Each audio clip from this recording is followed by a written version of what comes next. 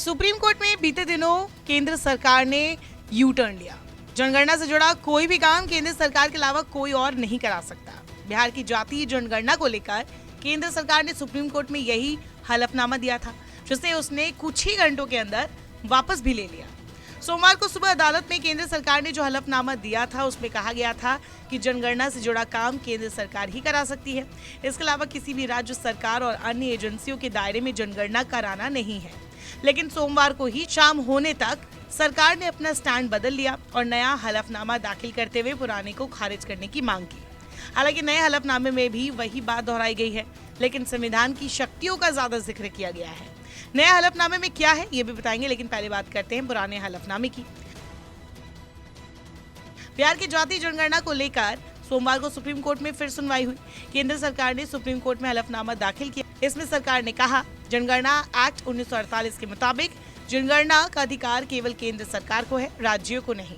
हलफनामे में केंद्र ने बताया कि वो भारत के संविधान के प्रावधानों के मुताबिक SC, ST, EBC और OBC के स्तर को उठाने के लिए सभी कदम उठा रही है।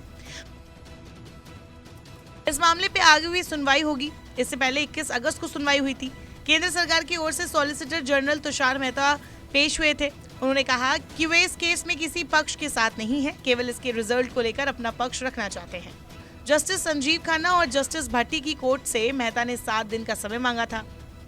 इसके बाद 28 अगस्त की तारीख दे दी गई थी। कोर्ट में बिहार सरकार ने दलील देते हुए कहा कि राज्य में गणना का काम 6 अगस्त को पूरा हो चुका है। सारे डेटा भी ऑनलाइन अपलोड कर दिए गए हैं। इसके बाद याचिकाकर्ता ने डेटा रिलीज करवाने की मांग की थी। हलफनामे में सरकार ने कहा, जनगणना का विषय संविधान की 7वीं अनुसूची की केंद्रीय सूची में एंट्री 69 में आता है। केंद्र ने इसमें दी गई शक्ति का इस्तेमाल करते हुए जनगणना का कानून 1948 बनाया है। इस कानून की धारा 3 में सिर्फ केंद्र सरकार को जनगणना करने का अधिकार दिया गया है। संविधान के तहत किसी और संस्था या निकाय को जनगणना या जनगणना जैसी कार्यवाही करने का अधिकार नहीं है।